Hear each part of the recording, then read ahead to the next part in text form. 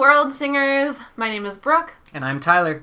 And this is Cosmere Conversations. Part 2 of our episodes on Mythology on Roshar.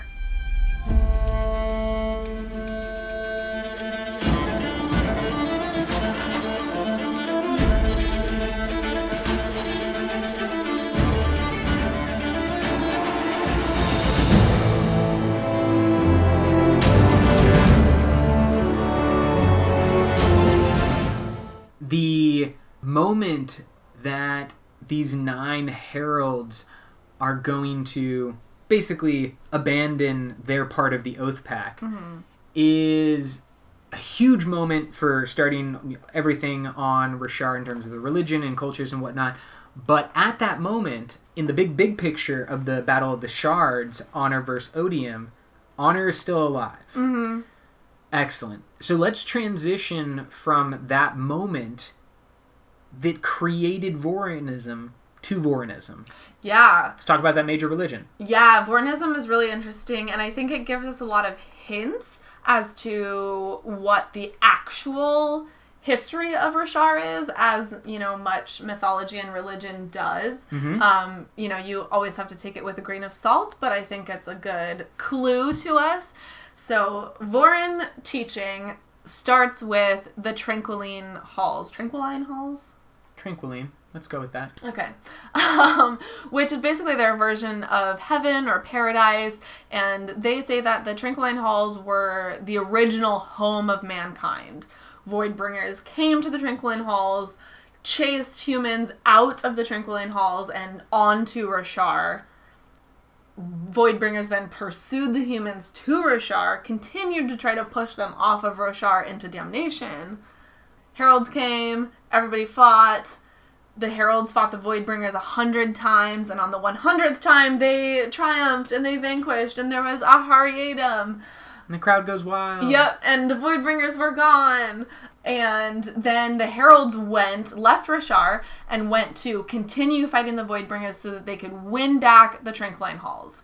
So basically the whole religion is geared around this idea that when you die, you go to help the heralds fight to win back your, celestial homeland. And that's really the basis for everything. And what you just described sounds just as complex as most major religions. Yeah, exactly. That's legit. That was so many things. And what I really love is this concept that corresponds with what we know so far about the physical planets that actually exist in the Rosharian system. Yes. There are 3 planets. Yes. One, Braze, that is nicknamed or is called Damnation. Yep. Roshar is the major planet, obviously. And then we have Ashen, the planet that has been hinted at may still have Spren, and possibly had humans. Yeah, but yes, it had an exodus at some time. Yeah, no longer does, as far as we know. And so that lines up perfectly with this Vorin religious teaching that the humans were chased from their original homeland onto Roshar, and then they're having this gigantic war to avoid damnation, and they want to get back to their homeland. And here we have these 3 planets that all sit in the habitable zone around the star. So that's what I love. I mean, interesting. It's just, it's all right there, laid out in a way that just, there's so many connections. Mm-hmm. And this is, mentioned by characters here and there. It's not like he's writing a religious text.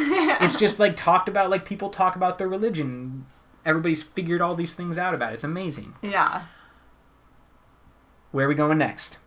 Oh, gosh. Okay, good question. So, I guess we should probably talk about the Dawn Singers, because that is mentioned quite a few times, and I think we're going to see more about the Dawn Singers and the Dawn Cities. Yes, definitely. In Oathbringer, because we're, more into Urithiru, which was part of the Silver Kingdoms of one of the Dawn Cities. So the Dawn Singers are going to be... We don't know very much about them. We do know that they were sent to Roshar to aid in the defeat of the Voidbringers, correct? I wonder if they were maybe the Dawn Singers were cultivations champions, yeah. Possibly. Because I think they were mostly kind of in that vein. I want to say almost like Farukamis on Scadrial, where they were sort of in charge of like healing and teaching and establishing cities, like very those like cultivation sort of intents, rather than really warlike like the heralds. Absolutely.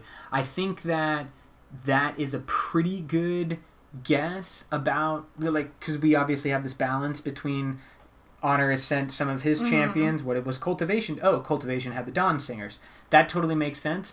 But just mentioning the Furukame kind of also made me think, like, what if the Dawn Singers are from another system?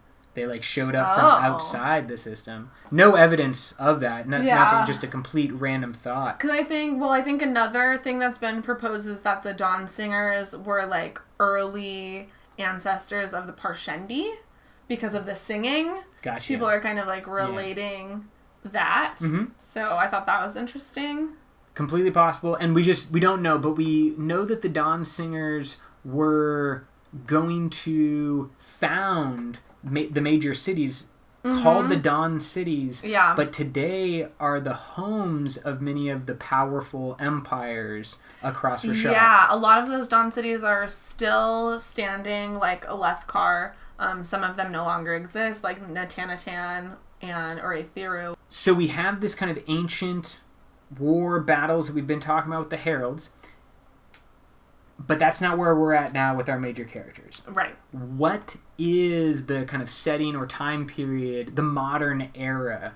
Yeah, so we had when the heralds were on Roshar fighting with the humans, that is referred to in Vorinism as the heraldic epics. Yes. And then the era that comes after that is the modern era, which is the era of solitude. Basically meaning that their gods have fled, right? As far as they know, it's just mankind on Roshar.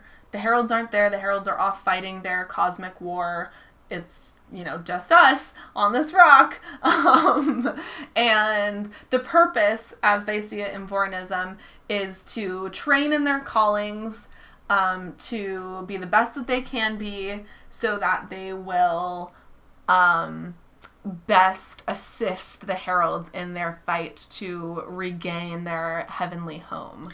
And so this sets up kind of a class system in Vorinism, very similar in many other societies, connected to the religion but plays into the jobs and the economy, because their religion teaches that there is this massive war going on and the gods need your help. And so therefore, what is highly sought after by followers of Vorinism are soldiers, warriors. Yes. And that is what is kind of held up as the highest hope of many like young people. Yeah, it's considered the highest calling. Yes.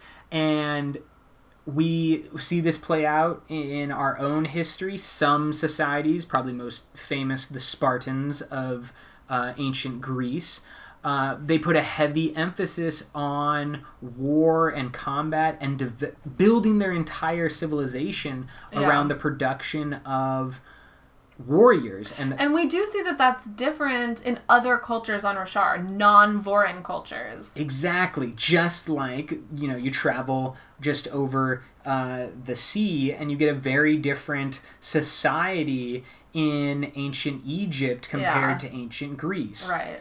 The most fascinating thing that I think has developed from this era of solitude where Vorinism exists is that the Vorin religion teaches that the Almighty is alive and well, just no longer present. So he's not helping you out with your day-to-day stuff because he's too busy. Well, so he's there, but their idea, and this is so probably all religion is like this, but when you look at it from such an outsider perspective, it sounds like, when your kids are asking you difficult questions and you kind of just make up this answer to make them stop asking. People were like, hey, why are we doing so much work fighting all of these fights? if God wants us to fight evil, how come God doesn't just fight evil? Isn't he, like, all-powerful? Yeah. So, like, totally normal question. And the reason that they've come up with for this is that God, every time he does something positive, because of the laws of the universe, it must result in a corresponding negative thing. So they're like, well, the Almighty can't help us because if he does, actually it's going to cause bad things if he tries to do good things. So we have to do it all by ourselves. But we know, and let's be honest, at some point it was probably more widely known on the Rosharian system. We know that Honor, the Almighty, is not around, worried about balance in the universe. Honor's dead. He's just not there. Yeah. But this is, like, their story to, like, make themselves feel better.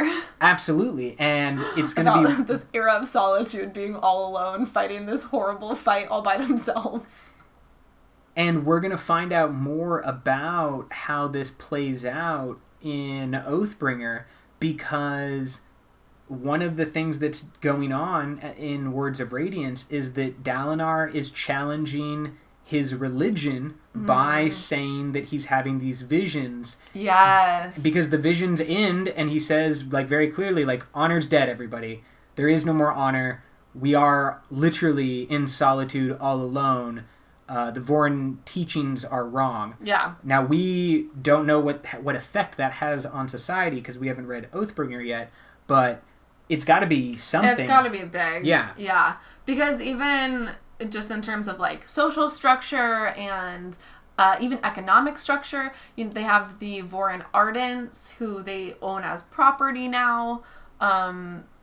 So there's another era in Vorinism called the Hierocracy, which is basically the time period in which the church was in charge.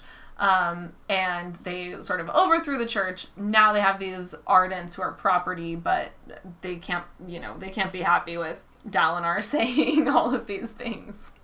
And Vorinism also creates some weird or peculiar... Nope, can't say that word.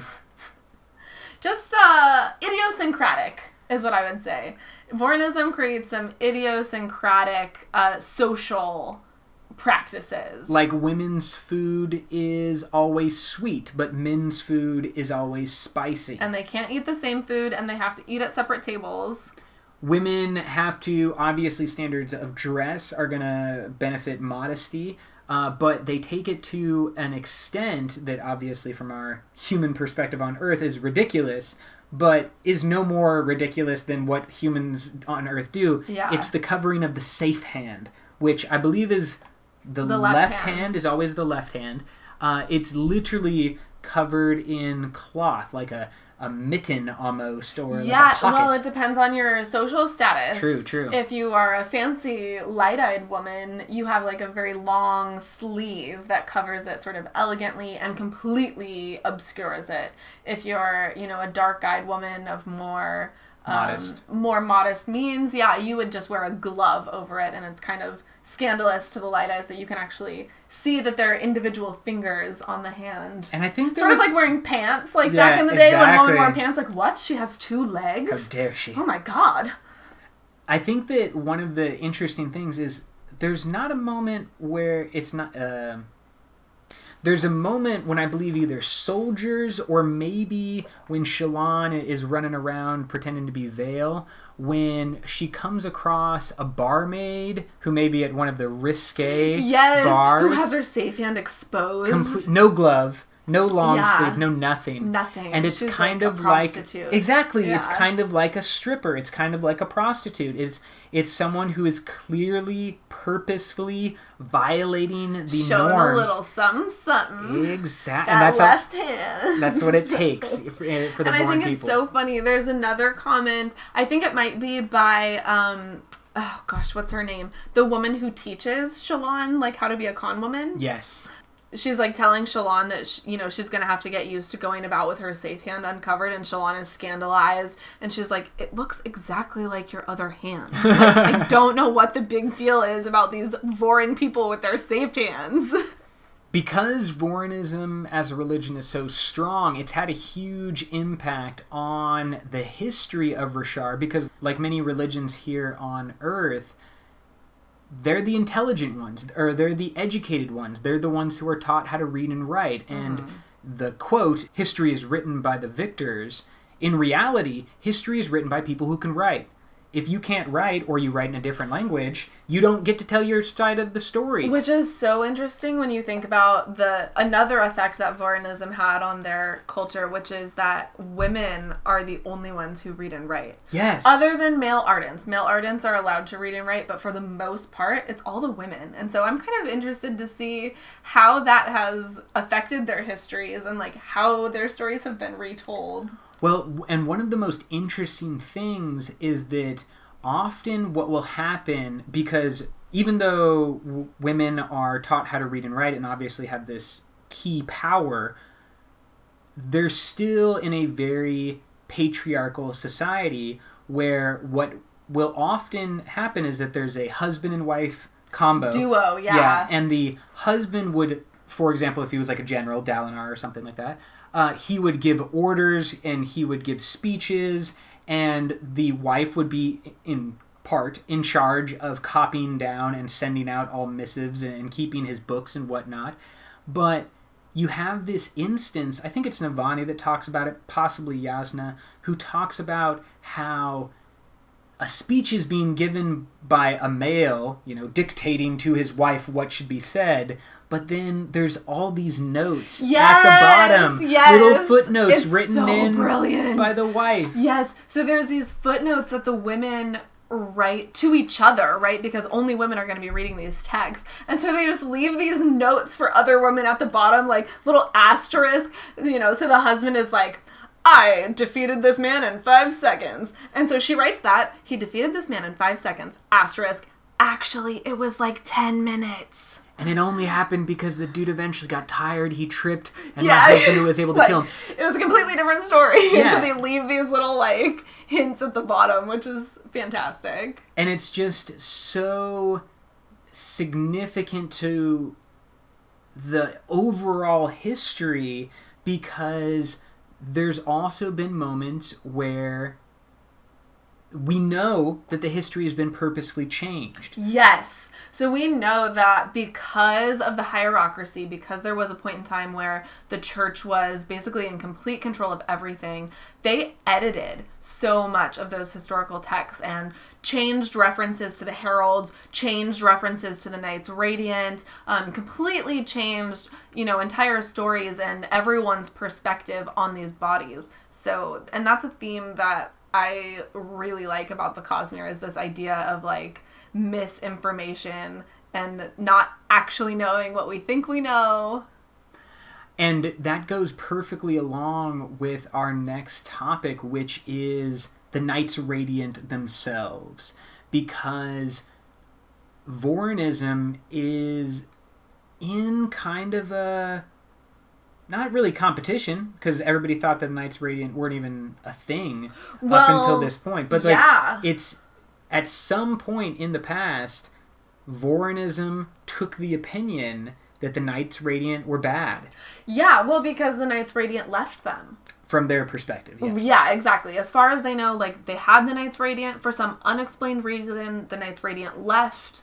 And so from then on, they were called the Lost Radiants. And yes, everyone sort of has an unfavorable opinion of them. So let's talk about what the Knights Radiant are, because we have our characters that we've mentioned previously, Kaladin, Shallan, Dalinar, Renarin, who are Knights Radiant. They are members of these different orders. But just in general, Knights Radiant are humans that have bonded with a specific spren. Mm-hmm. And through this bond with a spren, they are bestowed power that relates back to the herald that is in charge of that order. Yeah. We have seen a great deal of some of these Knights Radiant, and we have seen absolutely nothing of other of the orders. Instead of diving into the specific powers, that's going to be for next week. Yeah. That's the magic.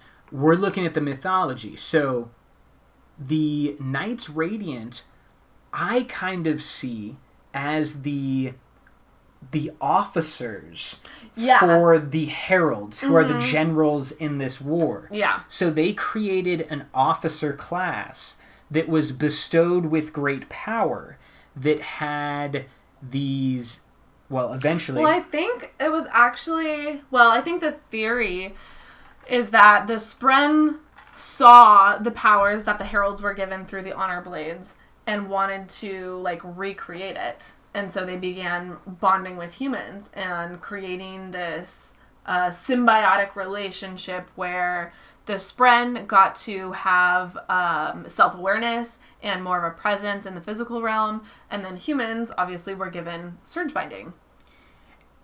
Do you think that happened without the knowledge of the heralds, or did you think it was a direction of the heralds? I always thought it was the direction of the heralds. Maybe. But you kind of portrayed it as the Spren did this on the sly. Thought of it? I kind of think that Syl would do it on the sly. Yeah. Of just they'll never know. I'll just go bond with a human. It's no big deal. Well, I guess because I think if it had only been because of the direction of the heralds, they wouldn't have had such an emotional reaction.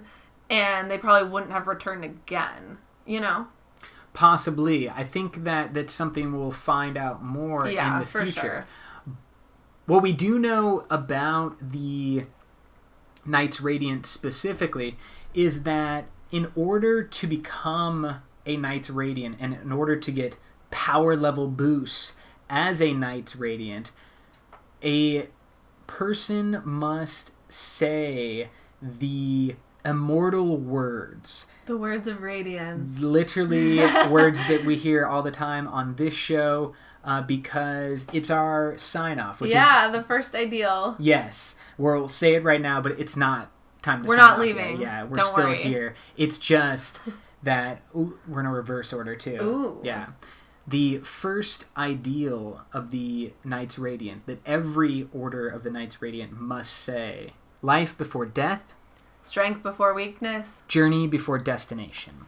With those words said, they can begin the path to becoming a Knights Radiant. Literally discover your powers after those words are said. Mm-hmm. Not master your powers. Yeah, just discover. Yeah, so after you say the first ideal, if you don't say the rest of the words, you're never going to become a Knights Radiant. Yeah. And I think it's interesting too that each of the orders kind of has their own take on the ideals. So their second ideal, third ideal, etc. are all different. Lightweavers speak truths rather than an ideal.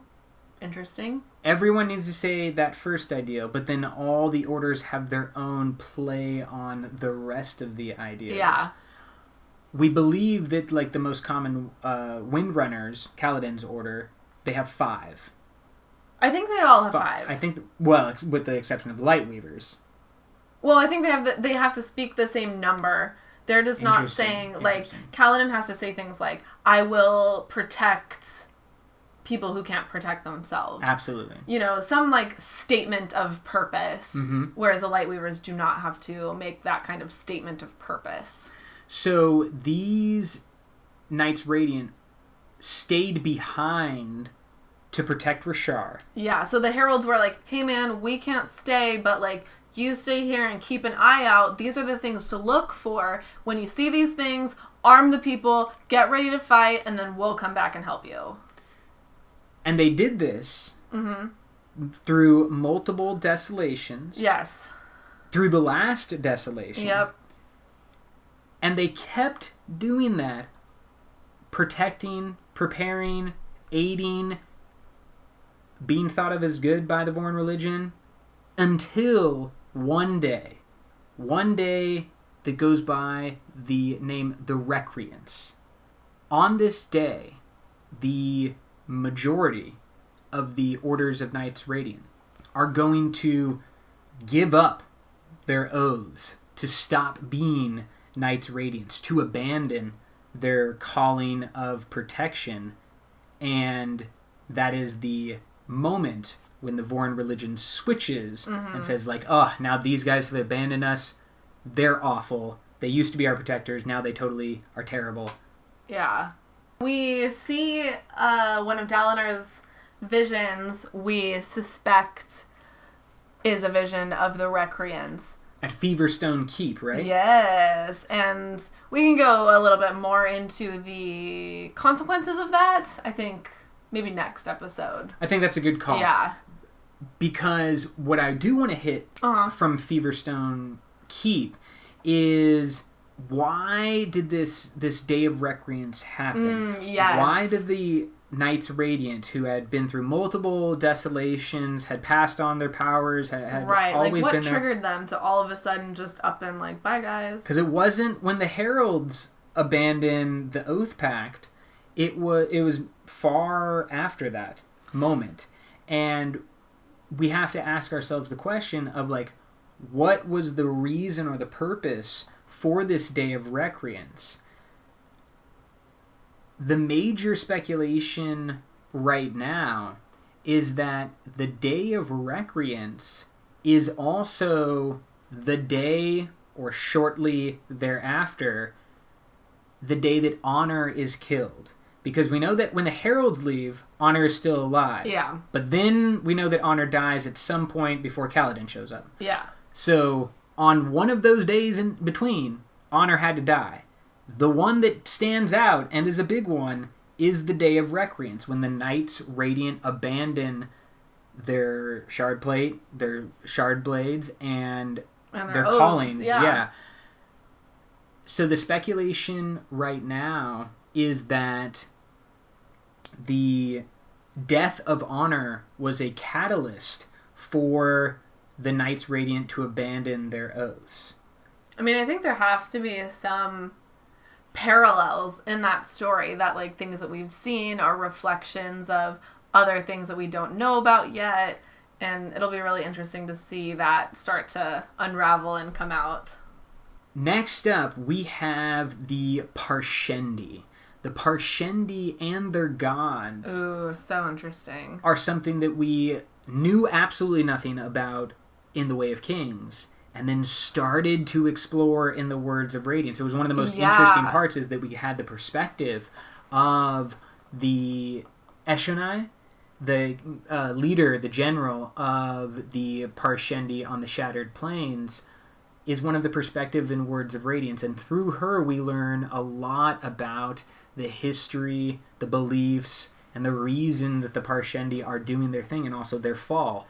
And I think... honestly, I think that they are the key. Like, if the more we can learn about the Parshendi and their specific mythology, the more we will know about, like, Roshar as a whole.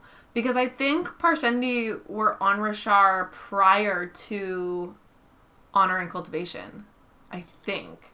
But they have a very interesting mythology story in their culture. So this is like a mini episode on mythology that we're having inside the larger episode. Yeah, pretty much, yeah. Because let's do this as efficiently as possible. Yeah. Okay?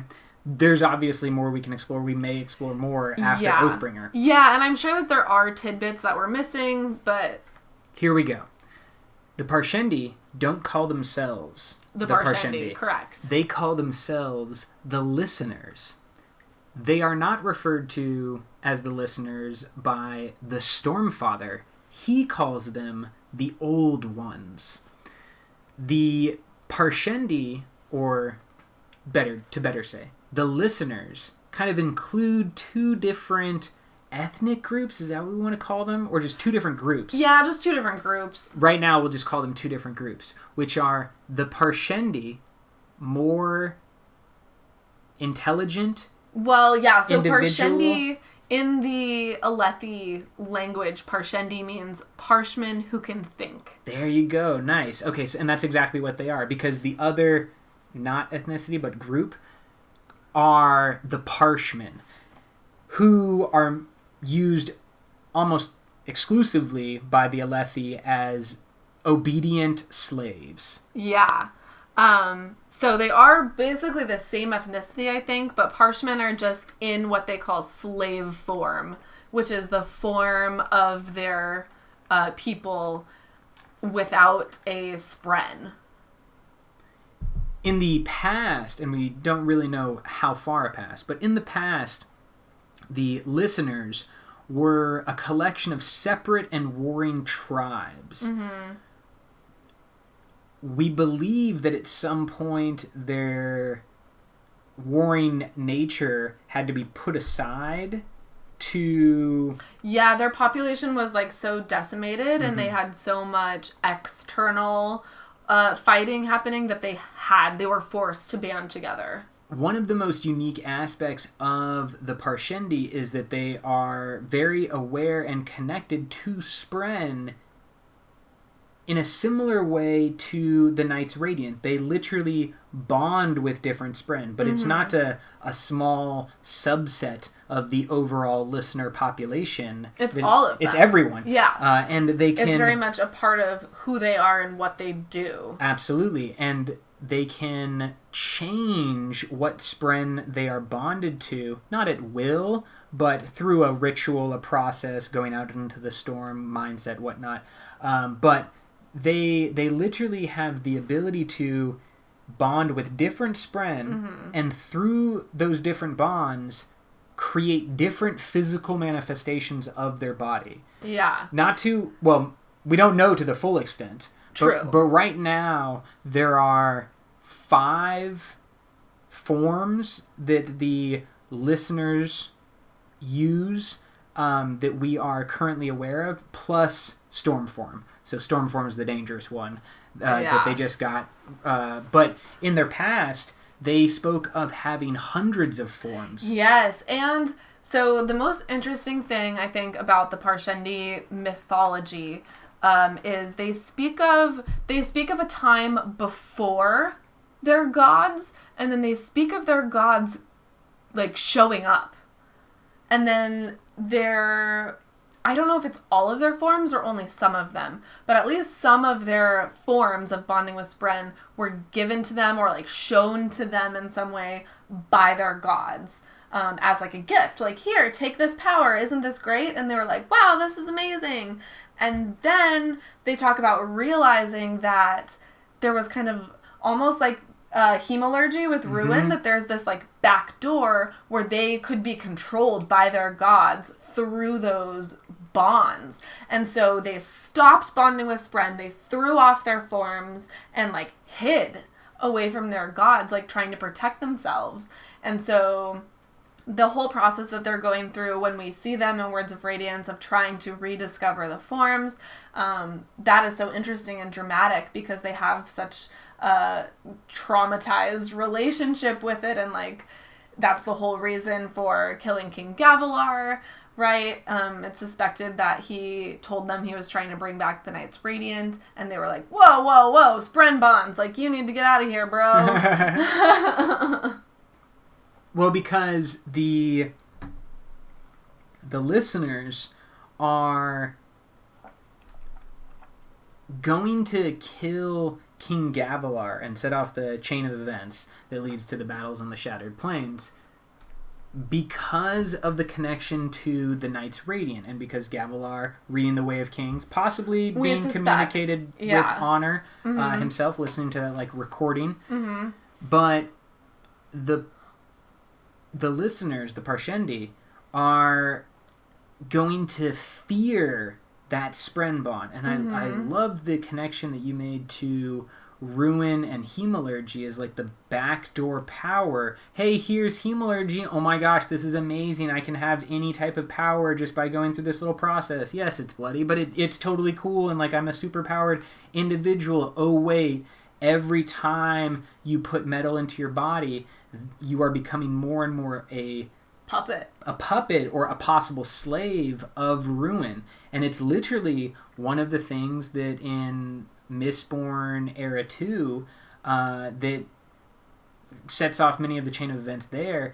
One of the characters doesn't want to be controlled by Harmony, who now holds the Shard of Ruin.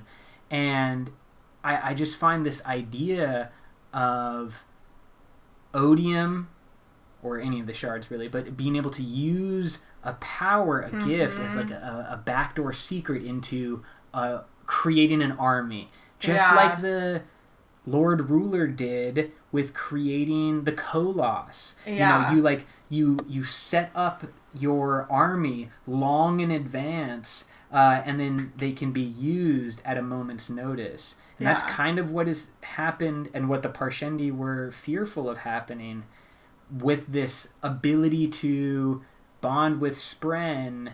I know, and then maybe, like, do you think that maybe the original Knights Radiant, like, realized the same thing as the Parshendi, and that's why we have the Day of Recreance? Like, you know what I mean? Like, I just wonder if there was something, like, obviously there had to be a reason why these people who are, you know, presumably pretty honorable, they had taken all of these oaths, would suddenly cast off their oaths. I'm not 100% certain. Just a thought. I know, and I understand the thought. I'm fairly convinced that it is a reaction to the death of honor, not necessarily a realization of kind of like a backdoor power. Maybe. Or them being... The only thing that I could maybe imagine is that, okay, honor dies, and then the Knights Radiant realize that, like, oh, without honor protecting us, Odium is the next most powerful shard. So then he could access them. Exactly. Yeah, maybe. So I could see that happening. But I do think that the death of honor is kind of the catalyst for the Day of Recreance. That's just my personal opinion right now. Yeah. But I there could be way more elements that we don't understand about that. Yeah, I mean, I think there are. Let's move from the listeners, the Parshendi, to the Unmade. Oh. This is a group that we don't know a ton about. We hear them, like, referenced to, but there's not much that we know concretely. I think the best thing that we have is from the diagram, which describes them as a deviation, a flare, a conundrum that may not be worth your time. You cannot help but think of them. They are fascinating. Many are mindless, like the spren of human emotions, only much more nasty. I do believe a few can think, however. So they're kind of like spren. Yeah. They've got some type of... But they're a deviant. Yeah, they're darkness. They're connected, in fact, to odium. We know this from a Word of Brandon, I think on a Reddit post, or an Ask Me Anything. Someone questioned about what exactly are the Unmade. Are they splinters of odium? And Brandon confirmed. Yeah. So we do know that they share that connection to odium. And what is, in many ways, really interesting, the theory that kind of most keeps me up at night, is that the Unmade are the opposite of the heralds. Yeah. And because we know that there are 10 surges of surge binding, and we know that there are 10 void binding surges. So the theory is that the Unmade might be those, like, 10 representatives of odium that correspond with the 10 heralds. And we do know a few names of them, or, like, things that we suspect may be part of the Unmade. The most significant ones, I think, are, oh god, I never know how to say this, Nergaul. Nergaul. Yeah, that looks cool. Okay. And we think / suspect that Nergaul is responsible for the thrill. The thrill is the feeling, the battle lust. Joy of battle. Yeah, and it's a power that warriors are able to tap into. It seems to be ever present and to be available to anyone who reaches a certain battle lust stage. In a Lethkar. Only in a Lethkar. Right? We haven't seen any battles not in a Lethkar. That's true. Absolutely. So, yeah. But I think that, at least my vague recollection, is that there was some question when there was like a meeting of all the fancy people at a party. There was some question that Dalinar made to one of the representatives from a different culture about the thrill, and everybody kind of just looked at him because you're not supposed to talk about the thrill. Yeah. It's like a private thing. Well, but I think I think Taravangian says something about these two, Nergal and Moalach, being mobile. So I think wherever they are located, their effect is going to be more felt. That is super interesting that they're like stationed around different areas, and most likely Nergal is hanging out on the Shattered Plains. Yeah. Because there's a big gigantic war that's going on. Yeah, exactly. It may even be causing all of the war. Certainly Who knows? Pushing people to like be more quick to war. More warlike. Yeah, exactly. So let's get to Moalach, who is another one mentioned by Taravangian and is thought to be responsible for the death rattles. And the death rattles are the kind of mystery that's sitting in the background of Words of Radiance and Way of Kings. Yeah, Way of Kings as well, where as people die, they shout out or speak out these phrases. Sometimes they seem to have some kind of like prophecy ability upon their death. And that is why Taravangian? Either way. Okay. That's why he takes such an interest in death rattles and kind of collecting the final words spoken by these individuals, because he is attempting to help understand through prophecy what is going to happen and how it lines up with his diagram. He recognizes that they're not random babbling. He recognizes that they are meaningful, so by collecting them, he is trying to gain some information. And then I guess we already kind of talked about the Night Watcher, that she may be a large spren of cultivation. She is also known to be part of the old magic, as they call it, that presumably was in existence before even the heralds and surge binding came to Roshar. And what else do we know about the Night Watcher?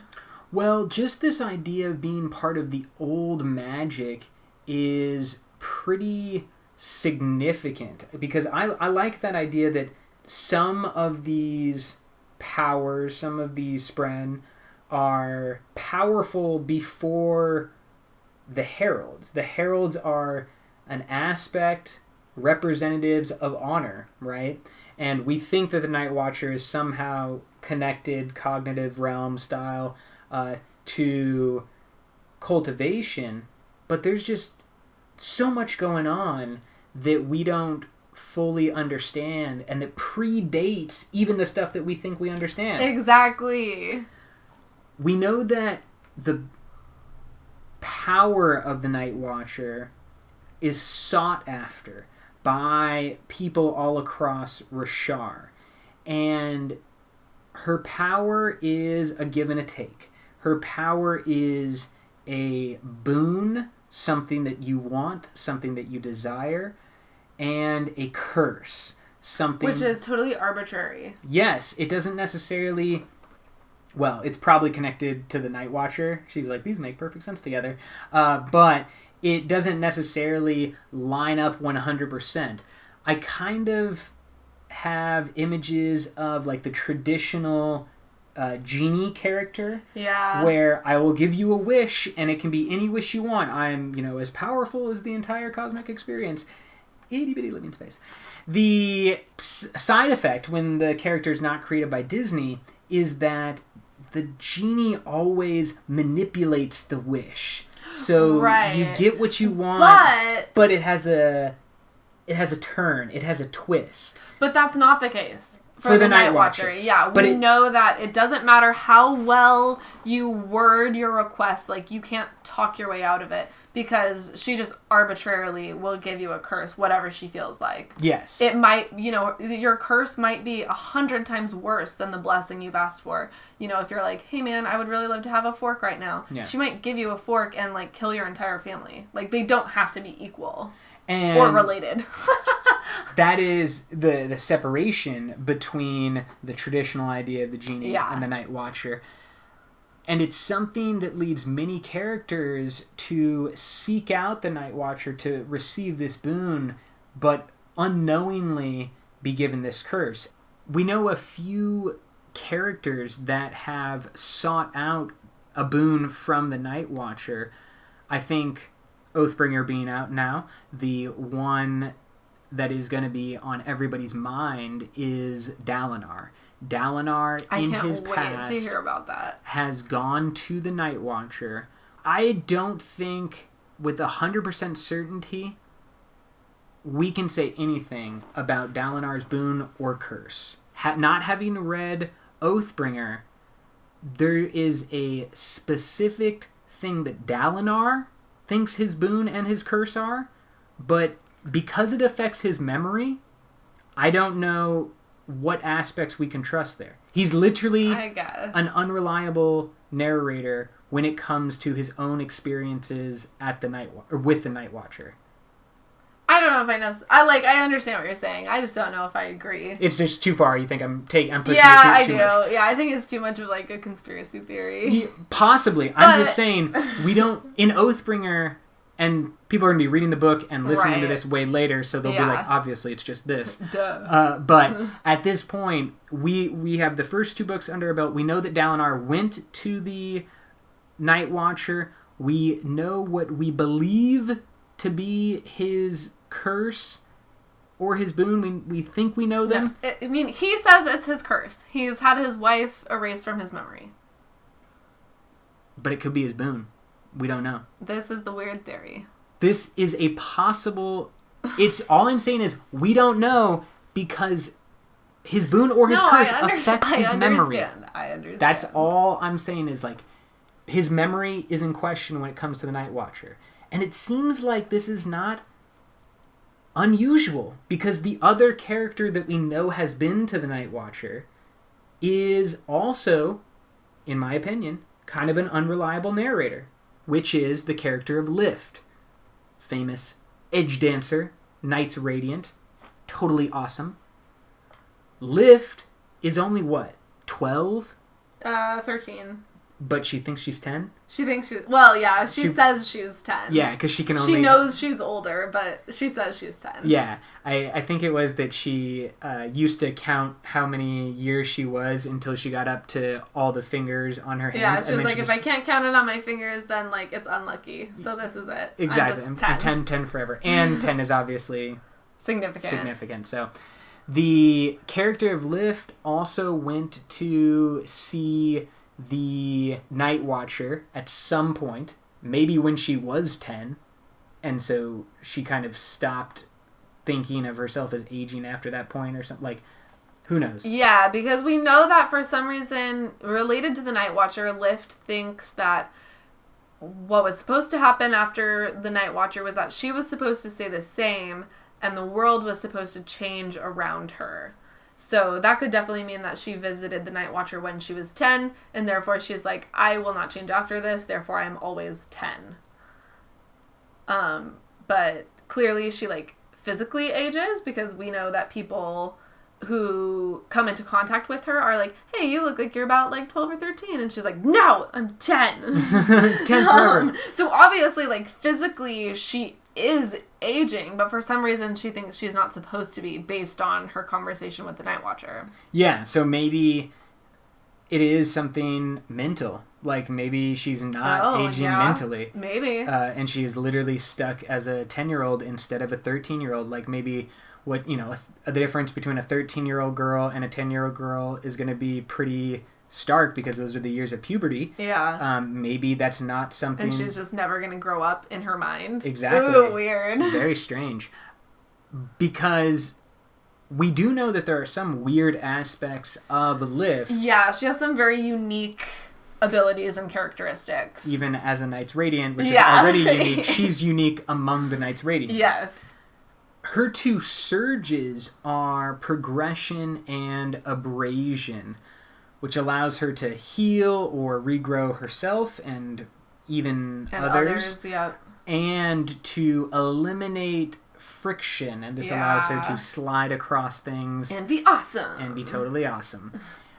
But she also has weird powers that we think come from the Night Watcher or at least connected in some way. Because she can metabolize food into Stormlight. Yeah. Which is so unique. She eats food and she's always hungry because she is taking that food and turning it into Stormlight. Yeah, like she eats food and instead of turning into like normal energy, like ATP, normal chemical reactions, for some reason it turns into magic for her. So rather than needing like infused spheres or a high storm to perform magic, she just eats food and then has magic. And that's only part of her interesting, unique aspects. She also has the ability to physically interact and touch her spren, whose name is Wendell. Wendell often aids with Lift getting around from place to place through this connection where, like, Wendell has the appearance often of a vine or appearing vine-like, and then he'll, like, vine across a wall, and then Lift will climb across that vine. Yeah, to use him as a stepping stone or like extra ledge to stand on. Imagine if Kaladin's just at the bottom of something and he's like, hey, Syl, can you just fly me up? And just grabs onto Syl and like that doesn't happen for anybody else. Like nobody has the ability to physically interact with their spren. Yeah. I think. Well, and Wendell even says, he's like, I don't know why you can touch me. Like this should not be possible. Yeah. And the only thing that he can think of is that somehow Lift is like partially existing in the cognitive realm. More so than just like normal people. Exactly. Yeah. And that allows her to interact with him more fully, which I thought was really interesting. We have no idea why, but those two kind of different elements of Lift may be connected to her boon and her time with the Night Watcher. For sure. So basically what we're saying is that Night Watcher as a character or as a spren in this world is so powerful that the Night Watcher may have the ability to change or manifest other powers on Roshar. Like, she's adjusting surge binding. If this is what we believe, is exactly. Like she's changed some elements of surge binding that Lift doesn't have to follow all the same rules. That is like a game breaker. I mean, that's a big, gigantic power to basically be like, hey, I've created all these rules. There are 10 orders, and each of them have 2 surges, and they this interact is how it works, like and this, like, and they say their immortal words, and they have the ideals of the, and everything works out perfectly, very military precision-like, and then Night Watcher comes in and is just like, no. Just kidding, that's not how it works. Let's change this up a little bit. Cultivation out. Like when you're like on the playground and you playing a game that has specific rules and one of the kids is just like, no, I'm not going to play by those rules. Lava monster, have to stay off the tan bark, and then the kid's just no, I'm immune. Yeah, stone boots. I have stone boots. I just walk across. Be like, that doesn't help. You'll sink right. He's like, nope, it doesn't matter. You're like, you're just a cheater. The Night Watcher is basically, she's like cheating some of the system. Yeah. Because she's older than the system. Yeah. So weird. Yeah. And that's basically what I feel like about this entire episode. Just so much weirdness. So much religion that's not from this planet. So much mythology going on Roshar. We will continue to discover more. Yeah, absolutely. There's for sure going to be some more follow-up episodes just about, one, all the magic on Roshar. We might go into some of the ethnicities, in greater detail, their stories. Anything else you want to close with? No, I think we're good. Okay. Have fun reading Oathbringer, everyone. Until next time, life before death. Strength before weakness. Journey before destination.